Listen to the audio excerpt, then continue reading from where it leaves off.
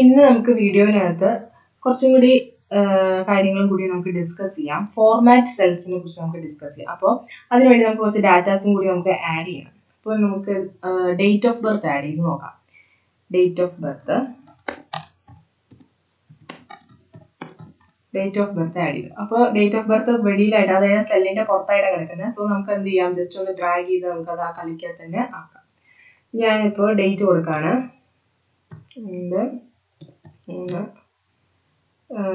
99 കൊണ്ട് കൊടുക്കാം.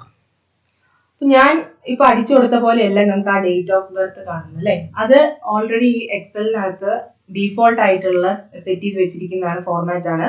ഈ ഒരു ഡേറ്റ് എന്ന് പറയുന്നത് ഹൈഫൺ ഇട്ടിട്ട് ഫുൾ ഇയർ ആയിട്ട് കാണിക്കും.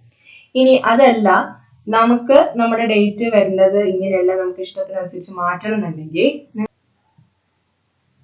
ഇനി നമുക്ക് വേറൊരു ഫോർമാറ്റിലോട്ട് വേണമെന്നുണ്ടെങ്കിൽ, ഇപ്പൊ ഇത് ഓൾറെഡി ഈ സിസ്റ്റത്തിനകത്ത് കിടക്കുന്ന, അതായത് എക്സലിനകത്ത് ഡീഫോൾട്ട് ആയിട്ട് കിടക്കുന്ന ഒരു ഇതാണ്. ഇതെല്ലാം നമുക്ക് വേറൊരു ഫോർമാറ്റ് വേണമെന്നുണ്ടെങ്കിൽ ജസ്റ്റ് ആദ്യം നിങ്ങൾ ടൈപ്പ് ചെയ്യുക 1797 ക്ലിക്ക് ചെയ്ത ശേഷം എൻ്റർ അടിക്കുക. ദെൻ നിങ്ങൾ വീണ്ടും ഇവിടെ സെലക്ട് ചെയ്ത ശേഷം ഇവിടെ നിങ്ങൾക്ക് ഫോർമാറ്റ്, ലെഫ്റ്റ് ക്ലിക്ക് ചെയ്യുമ്പോൾ നിങ്ങൾക്ക് ഫോർമാറ്റ് സെൽസ് എന്നുള്ളൊരു ഓപ്ഷൻ കാണാം. ജസ്റ്റ് അത് ക്ലിക്ക് ചെയ്യുകയാണെങ്കിൽ ഇവിടെ പല കാറ്റഗറി നിങ്ങൾക്ക് കാണാം. അതിനകത്ത് ഇപ്പോൾ ഡേറ്റ് ആണ് നമ്മൾ ചെയ്യുന്നത്. അപ്പോൾ ഡേറ്റിന്റെ അവിടെ ഓൾറെഡി കിടക്കുന്നത് ഇതാണ് ഡീഫോൾട്ട് ആയിട്ട് കിടക്കുന്നത്. നിങ്ങൾക്ക് അത് വേണമെങ്കിൽ, ഇതാണ് വേണമെങ്കിൽ ജസ്റ്റ് ഇത് ക്ലിക്ക് ചെയ്ത് കഴിഞ്ഞ് ഓക്കെ ബട്ടൺ കൊടുക്കുകയാണെങ്കിൽ ഇപ്പോൾ നിങ്ങളുടെ ഇതുപോലെയായിരിക്കും വന്ന് കിടക്കും. അപ്പോൾ നമുക്ക് നമ്മുടെ ഇഷ്ടത്തിനനുസരിച്ച് ഫോർമാറ്റുകൾ നമുക്ക് മാറ്റാം. ഡീഫോൾട്ട് ആയിട്ട് കിടക്കുന്നത് ഈ ഒരു ഫോർമാറ്റ് ആണ്. അതല്ല, ഇതുപോലെ നമുക്ക് മാറ്റാം. ഇനി നമുക്ക് കുറച്ചും കൂടി ആഡ് ചെയ്യാം.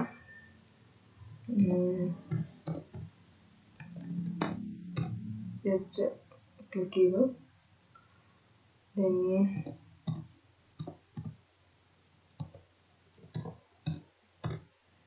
അപ്പോൾ നമ്മൾ ഡേറ്റ് ഓഫ് ബർത്ത് കൊടുത്തു. ഇനി നമുക്ക് ഇനി അടുത്തത് അറിയാം. നമുക്ക് ഫീസിന്റെ ഒരു ഇത് കൊടുക്കാം. ഫീസ്. ഇപ്പോൾ ഫീസ് ഞാനിപ്പോൾ ഇവിടെ 1000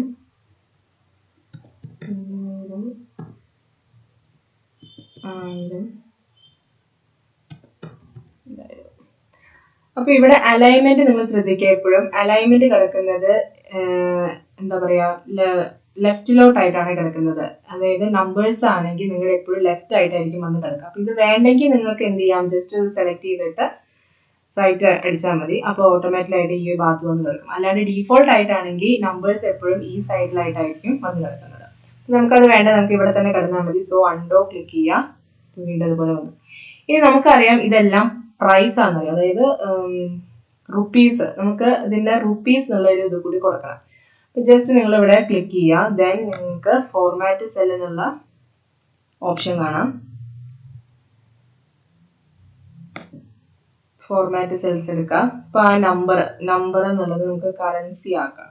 കറൻസിയാണ് നമുക്ക് വേണ്ടത്. ഏതുപോലെയാണ് വേണ്ടതെന്നുള്ളത് ചോദിക്കുന്നുണ്ട്.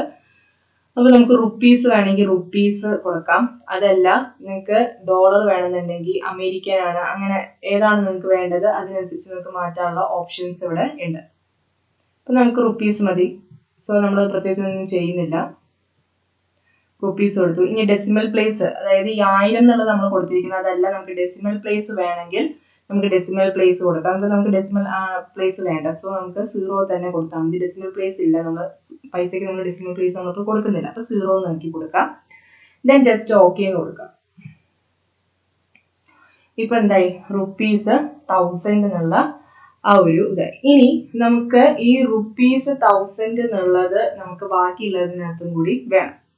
അപ്പോൾ അതിനെ നമ്മൾ എന്ത് ചെയ്യണമെന്ന് വെച്ച് കഴിഞ്ഞാൽ ജസ്റ്റ് ഫോർമാറ്റ് പെയിന്റർ കൊടുത്ത ശേഷം ഇനി എവിടെയാണോ നിങ്ങൾക്ക് വേണ്ടെങ്കിൽ അവിടെ ജസ്റ്റ് ക്ലിക്ക് ചെയ്യാം.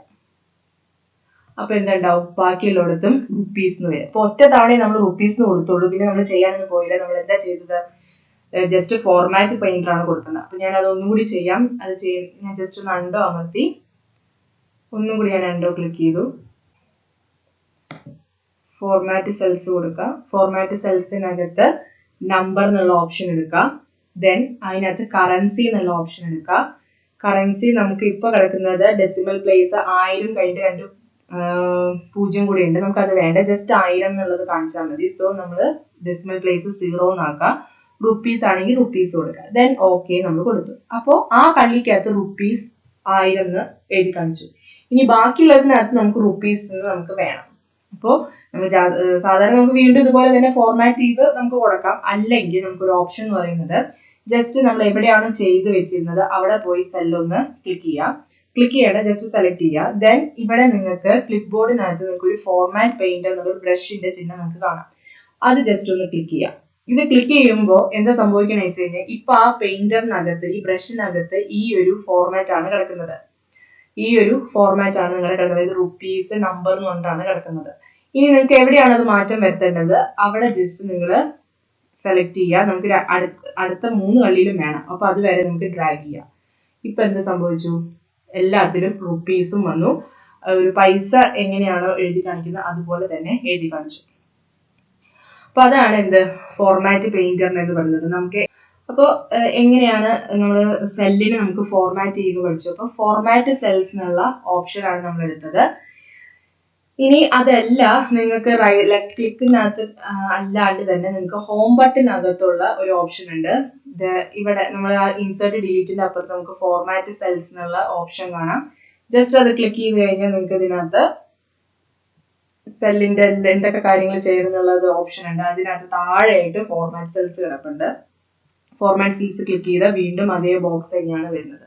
അപ്പോൾ ഒന്നില്ലെങ്കിൽ മൗസിന്റെ ലെഫ്റ്റ് ക്ലിക്ക് ചെയ്താൽ ഫോർമാറ്റ് സെൽസ് കിട്ടും. അതല്ല ഹോം ടാബിന്റെ ആ ഒരു ഇതിനകത്ത് സെൽസിനകത്ത് ഫോർമാറ്റ് എന്നുള്ള ഓപ്ഷൻ കാണാം. അത് ആരോ മാർക്ക് ക്ലിക്ക് ചെയ്ത് കഴിയുമ്പോൾ താഴെ നിങ്ങൾക്ക് ഫോർമാറ്റ് സെൽസ് നിങ്ങൾക്ക് അവിടെ കാണാം. അപ്പൊ ഈ 2 തരത്തിൽ നമുക്ക് ഫോർമാറ്റ്, ഒരു സെല്ലിന് നമുക്ക് എങ്ങനെ ഫോർമാറ്റ് ചെയ്യാന്നുള്ളത് ആണ് ഇവിടെ. അപ്പോൾ കറൻസിയും ഡേറ്റും മാത്രമൊന്നുമല്ല, ഏത് വേണമെങ്കിലും നമുക്ക് അതിനകത്ത് മാറ്റാം. ഫോർമാറ്റ് സെൽസ് ക്ലിക്ക് ചെയ്യുകയാണെങ്കിൽ അതിനകത്ത് ഒരുപാട് കാര്യങ്ങളുണ്ട്. കാറ്റഗറി ഉണ്ട്, സയന്റിഫിക്, ഫ്രാക്ഷൻ, പെർസെൻറ്റേജ് ആക്കാം. ദെൻ അലൈൻമെന്റ് ഉണ്ട്, ദെൻ ഫോണ്ട് ഉണ്ട്, ബോർഡർ ഉണ്ട്. ഒരു സെല്ലിന് എന്തൊക്കെ ചെയ്യാം അതൊക്കെ നമുക്ക് ചെയ്യാം. ഇപ്പൊ ഫില്ല് കളർ കൊടുക്കണമെങ്കിൽ ജസ്റ്റ് റെഡ് കൊടുക്കുകയാണെങ്കിൽ ഓക്കെ കൊടുത്താൽ അതിനെ റെഡ് ആയിട്ട് കളർ നമുക്ക് ഫില്ല് ചെയ്യാം. അപ്പൊ പർട്ടിക്കുലർ ഓരോ സെല്ലിന് നമുക്ക് ഡിഫറെന്റ് കളേഴ്സ് നമുക്ക് കൊടുക്കാം. അപ്പൊ ഇവിടെയും നമുക്ക് കൊടുക്കാം. അതല്ലാണ്ട് ഈ ഒരു ബക്കറ്റിന്റെ ഇത് ചിഹ്നം വെച്ച് നമുക്ക് കളർ കൊടുക്കാം. അതല്ല നമുക്ക് എങ്ങനെ ചെയ്യാം, ജസ്റ്റ് ഫോർമാറ്റ് സെൽസിനകത്ത് പോയാലും നമുക്ക് കളർ കൊടുക്കാം. ഫില്ല് എന്നുള്ള ഓപ്ഷൻ നമുക്ക് അവിടെയുണ്ട്. ഇപ്പൊ നമുക്ക് ബ്ലൂ എന്നുള്ളത് കൊടുക്കാം. ഓക്കെ കൊടുത്തു. അപ്പോൾ അത്രയും കാര്യങ്ങളാണ് നമുക്ക് ഫോർമാറ്റ് സെൽസിനകത്ത് വരുന്നത്. ഇപ്പൊ നമുക്ക് ഇതിനെ ഇനി വീണ്ടും നമ്മൾ ഇതിനകത്തോട്ട് തന്നെ ബോർഡർ ശരിയാക്കണമെങ്കിൽ നമുക്ക് എന്ത് ചെയ്യണം, ജസ്റ്റ് നമ്മൾ ഇവിടെ വീണ്ടും സെലക്ട് ഓപ്ഷൻ കൊടുക്കുക. സെലക്ട് ഇത്രയും ഭാഗം മതി ബോർഡർ വേണ്ടത്. സോ ഇവിടെ കൊടുക്കുക. ദെൻ ഓൾ ബോർഡർ ആയിട്ട് അവിടെ കിടക്കുന്നത്. സോ നമ്മൾ ജസ്റ്റ് ഒന്ന് അവിടെ ക്ലിക്ക് ചെയ്താൽ മതി, ഓൾ ബോർഡർ ആയിട്ട് വരും. ഇനി നമുക്ക് ഈ ഒരു name, roll number, date of fees അതിനൊക്കെ നമുക്ക് ബോൾഡ് ചെയ്യണമെങ്കിൽ അത് മാത്രം സെലക്ട് ചെയ്തിട്ട് ബോൾഡ് ചെയ്താൽ മതി. ഇനി നോക്കിക്കേ, BCM കോളേജ് ഇവിടെ രണ്ടും കൂടി ആയിട്ടല്ല സെന്റർ എടുക്കുന്നത്. അപ്പൊ നമ്മൾ എന്ത് ചെയ്യണം, ജസ്റ്റ് നമ്മൾ അവിടെ നോട്ടിട്ട് വീണ്ടും ഏത് വരെയാണോ മെർജ് ചെയ്യേണ്ടത് അത് സെലക്ട് ചെയ്യുക. ദെൻ മെർജ് കൊടുക്കുക. അപ്പൊ അത് പ്രീവിയസ് ആയിട്ട്, അതായത് ഇതുപോലെ വന്ന് കിടക്കും. ഇനി നമ്മൾ വീണ്ടും അത് ഒന്നും കൂടി സെലക്ട് ചെയ്ത ശേഷം മെർജ് സെന്റർ കൊടുത്താൽ മാത്രമേ അത് മൊത്തം ആക്റ്റീവ് ആകുള്ളൂ.